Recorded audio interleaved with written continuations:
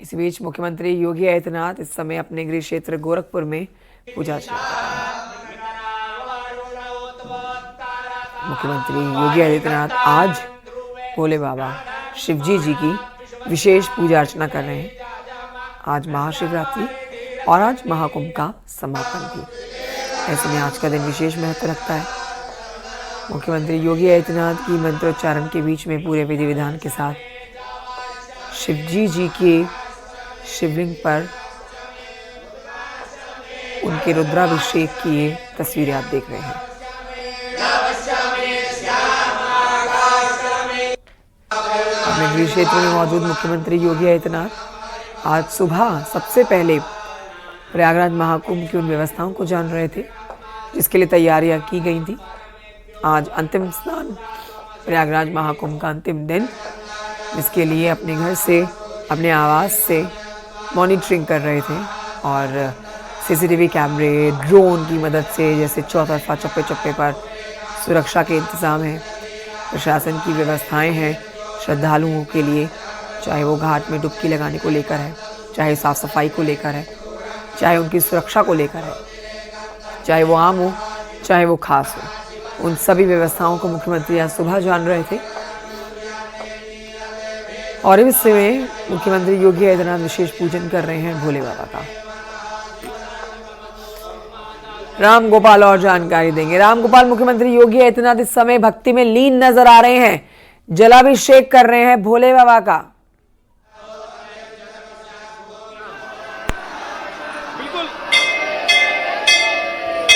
मुख्यमंत्री योगी आदित्यनाथ इस वक्त गोरक्षनाथ मंदिर में मौजूद हैं और वहां पे उन्होंने रुद्राभिषेक किया है। रुद्राभिषेक करने के बाद फिर वो जो गोरक्षपीठ के अन्य मंदिर हैं वहां पे भी उन्होंने पूजा पाठ किया है। और इसी के साथ इस वक्त मैं जो है मनकामेश्वर मंदिर में खड़ा हूं और यहाँ पे अब से कुछ देर बाद मुख्यमंत्री योगी आदित्यनाथ आएंगे और यहाँ पे भी वो पूजा पाठ करेंगे। मानसरोवर मंदिर है ये, और ये गोरक्षपीठ से जुड़ा हुआ मंदिर है। ये वही मंदिर है जहाँ पे मुख्यमंत्री योगी आदित्यनाथ दशहरे के दिन जब वो जो शोभा यात्रा निकलती है उस शोभा यात्रा में शामिल होकर एक राजा की भेष में आते हैं और यहाँ पे भगवान शिव की पूजा करते हैं। तो उसी मंदिर में शिवरात्रि के दिन ये परंपरागत रूप से आके यहाँ पे पूजा पाठ करते हैं। तो यहाँ पे अभी आप देखिए, अभी जो आम भक्त हैं वो लाइनों में लगे हुए हैं और लाइनों में लग के भगवान शंकर की यहाँ पे पूजन अर्चन कर रहे हैं। मुख्यमंत्री सुबह से ही, आज चूंकि महाशिवरात्रि पे प्रयागराज महाकुंभ में शाही स्नान है, तो वो सुबह से वहां पे नजर बनाए हुए थे। कभी कंट्रोल रूम में जाके बैठ रहे हैं और कभी वहां अधिकारियों से पूछ रहे हैं कि क्या स्थिति है। और उसके बाद चूंकि शिवरात्रि है तो खुद भी पूजा पाठ करना है, तो उसके बाद रुद्राभिषेक कर रहे हैं, पूजा पाठ कर रहे हैं, मंदिर में पूजा पाठ कर रहे हैं। और इसी के साथ एक चीज और कि मुख्यमंत्री ने जनता दरबार भी लगाया, यानी कि जो भक्ति का काम है, जो काम है वो तो चलता रहेगा, जो शासन व्यवस्था का काम है वो भी चलता रहेगा, लेकिन जो जनता से मिलने का काम है, वो जनता से मिलने का काम भी चलता रहना चाहिए, उनके दुख दर्द को भी समझना चाहिए। तो उस काम को भी मुख्यमंत्री कर रहे हैं। हमारे साथ श्रद्धालु भी है, लाइन में लगे, दर्शन करने आई। जी जी। कितनी मान्यता है इस मंदिर की? बहुत बहुत पुरानी मान्यता है यहाँ पे। बहुत मान्यता है। जी जी, बहुत प्राचीन मान्यता यहाँ की है, बहुत प्राचीन मंदिर है ये। मनोकामना पूर्ण होता है? जी सर, मनोकामना पूर्ण होता है। बहुत पुराना प्राचीन मंदिर है और आप जन सैलाब देख रहे होंगे, जिसमें श्रद्धालु जो है यहाँ पे एकत्रित हुए हैं और सब भगवान शिव से जो है आराधना कर रहे हैं, पूजा कर रहे हैं। मनोकामना पूर्ण होती है क्या इसमें? हाँ, बहुत मनोकामना पूर्ण होती है। करीब 25 वर्षों से तो हम लोग आते हुए यहाँ पे हो गया। यहाँ का विकास देखकर तो बहुत अच्छा लगा और इस बार से की व्यवस्था इनकी बहुत अच्छी रही, हर बार से बेहतर व्यवस्था।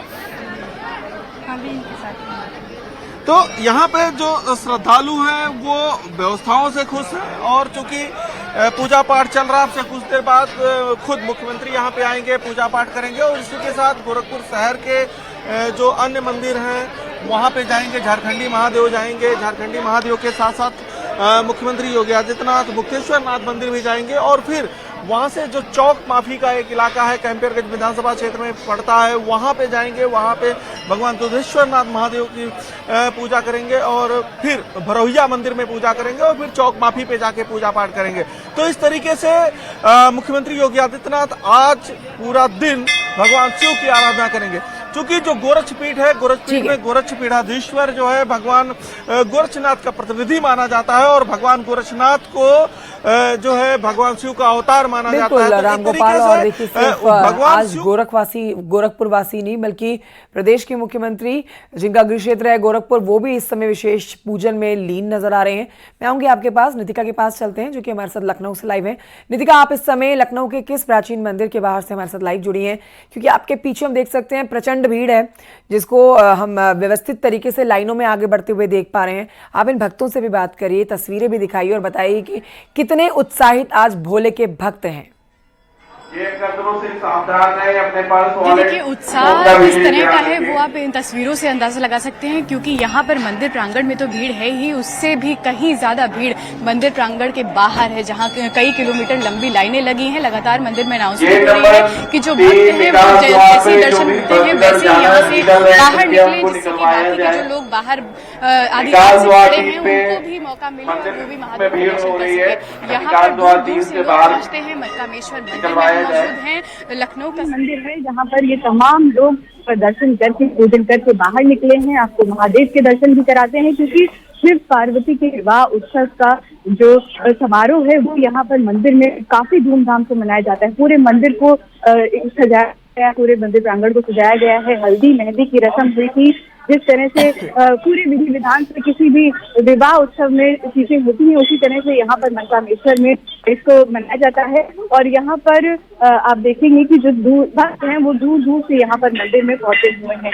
और यहाँ पूरे विधि विधान, जैसे कि किसी भी मांगलिक कार्यक्रम में एक वर पक्ष होता है, एक वधु पक्ष होता है, उसी तरह से यहाँ पर हल्दी की रस्म हुई है, मेहंदी की रस्म हुई है, विवाह के गीत गाए गए हैं। और साथ ही यहाँ पर आज जो तमाम श्रद्धालु हैं वो यहाँ पर पहुंचे हुए हैं। कुछ लोग यहाँ पर हमारे साथ मौजूद है, इनसे भी बात करेंगे। आप भोलेनाथ के दर्शन करने के लिए आई हैं, साथ में आप अपने टैग भी लाई हैं? जी, मेरा नाम भोलेनाथ चाहती हूँ और मैं भोलेनाथ बाबा को मैं कोयल की आवाज में सुनाना चाहती हूँ, उनको बहुत पसंद है।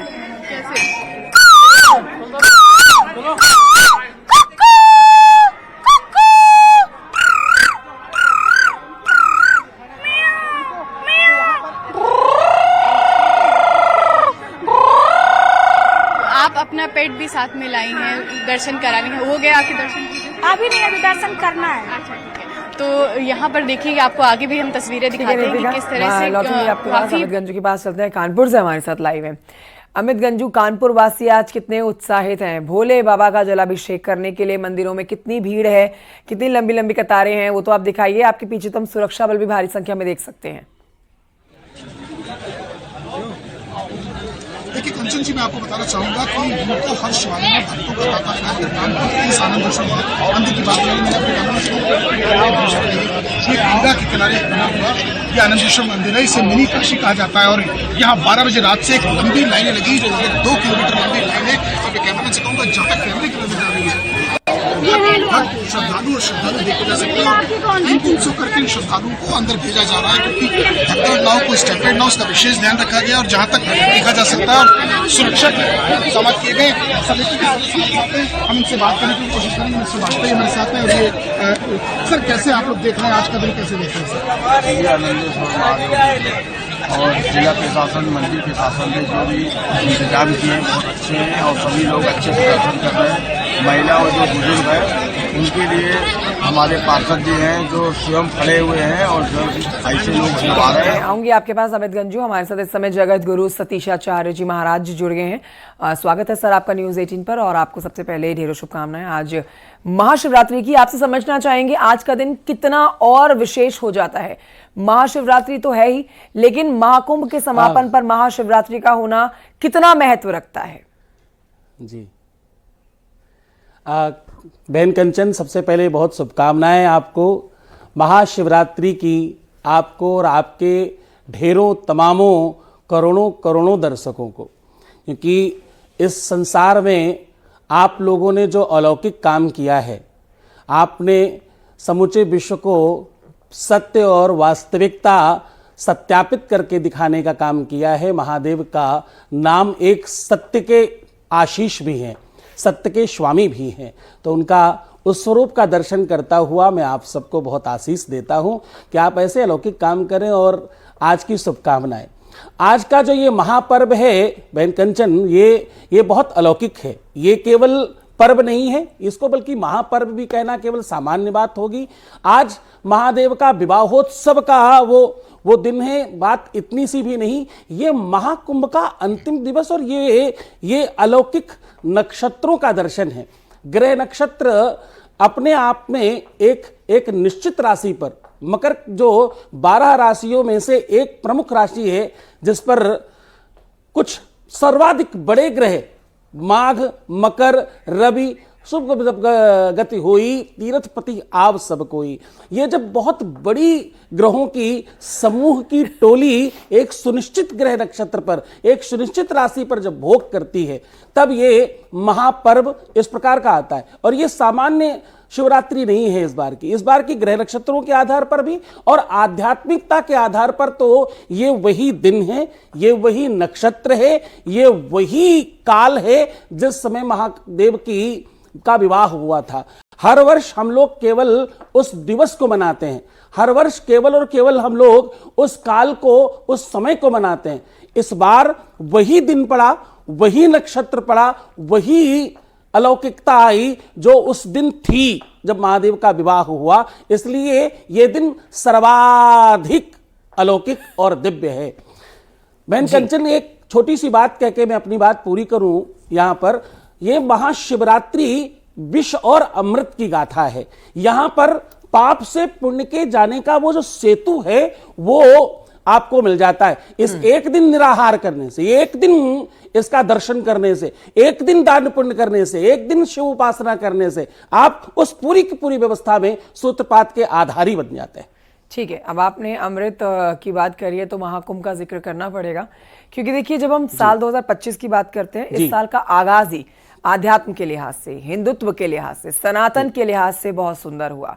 महाशिवरात्रि और महाकुंभ का आपस में जब हम संबंध देखते हैं तो इस बार की महाशिवरात्रि बहुत कई गुना महत्व रखने वाली बन जाती है, जिसका आप भी बारीकी से ज्ञान दे रहे हैं हमारे दर्शकों को। लेकिन अगर हम महाकुंभ की बात करते हैं तो इसमें जो अमृत वाली कथा है उससे आप किस तरह से आज के दिन को जोड़ेंगे? 45 दिनों तक चलने वाले महाकुंभ के पावन पर्व का आज समापन हो जाएगा, लेकिन लोग जो उत्तर प्रदेश सरकार की तरफ से व्यवस्थाएं की गई हैं, खास तौर पर सनातनियों के लिए, उन नागा साधुओं के लिए, उन साधु संतों के लिए जो यहां पर पहुंचे हैं। जी देखिए बहन कंचन, इसको सबसे पहले तो आप इस तरह मानिए कि इस देश की और खास तौर से उत्तर प्रदेश का और ये इस कुंभ के आधार पर समूचे विश्व का ये बहुत बड़ा गौरव है और बहुत बड़ा सौभाग्य है कि इस दिवस को, इस काल को, इस मुहूर्त को हम सबने अपनी आंखों से देखा और जितनी दिव्यता, जितनी अलौकिकता और जितनी भव्यता हम देख पाए, ये समूचे विश्व में ना कोई कॉर्पोरेट कर सकता है, ना कोई बड़ा हब्स कर सकता है, ना विश्व के कोई सबसे सर्वाधिक ताकतवर लोग भी नहीं कर सकते। हम सबसे ताकतवर थे, ताकतवर हैं और ताकतवर रहेंगे। हम बड़े भाग्यशाली इसलिए भी हैं क्योंकि इस बार का ये महाकुंभ एक साधु के, एक सन्यासी के और एक अलौकिक दर्शनीय व्यक्ति के अध्यक्षता में माननीय उत्तर प्रदेश के मुख्यमंत्री योगी आदित्यनाथ जी के नेतृत्व में हुआ। वो इस व्यवस्था को, इस धरा को, इस सिस्टम को, इस मानसिकता को, इस मानस को, इस पवित्रता को और इस व्यवस्था को पूरी तरह से जानते और समझते हैं। मैं आपके प्रश्न पर आ रहा हूं। आपने कहा कि वो अमृत की कथा इस दिन के साथ कैसे जुड़ती है। जब उनका हम पहले धन्यवाद कर दें आपने, क्योंकि कुंभ की बात करी तो बहुत आवश्यक है, जरूरी है, क्योंकि हमने वहां 2 महीने 3 महीने पहले से समय बिताया है। हमने वो बहुत नजदीकी से चीजें देखी। अमृत आज के दिन संसारियों के लिए ये इसलिए बहुत आवश्यक है ये पर्व मनाना, क्योंकि संसार में जब आप गृहस्थ हैं तो जीवन में रोज कालकूट पीना पड़ रहा है। इस संसार में महादेव को बाबा कहा जाता है। बाबा होता बाप का बाप, पिता का पिता, उसको बाबा कहा जाता है। रोज नित्य आप अपने जीवन में जब कालकूट यानी विश्व रूपी लोगों की बातें, उस मानसिकता को, उस व्यवहार का आप पान करते हैं, बच्चों को अमृत देने की भावना और स्वयं विष पीने की भावना जब आप में आती है, वो शिवरात्रि का दर्शन है। ये अमृत स्नान से लेकर के अमृत अपनों में बांटने की वो समरसता, वो भाव, यही तो शिवरात्रि का दर्शन है, यही तो शिवरात्रि का आगाज है, ये शिवरात्रि का प्रारंभ यहीं से तो होता है, यही तो शिवरात्रि है। शिवरात्रि केवल पर्व नहीं है, ये पारिवारिक समरसता का, एकता का, अखंडता का दर्शन है। यहां चूहा सर्प दोनों परम शत्रु हैं पर एक ही घर में रहते हैं। यहां सर्प और मोर परम शत्रु हैं, एक ही घर में रहते हैं। यहां मोर और बैल परम शत्रु हैं, एक ही घर में रहते हैं। यहां शेर बैल विष और अमृत, सांझ और दिन और रात्रि सब एक साथ रहते हैं। आपने महाकुंभ और आज महाशिवरात्रि के महत्व को बहुत ही विस्तार से हमारे दर्शकों को समझाया, शुक्रिया।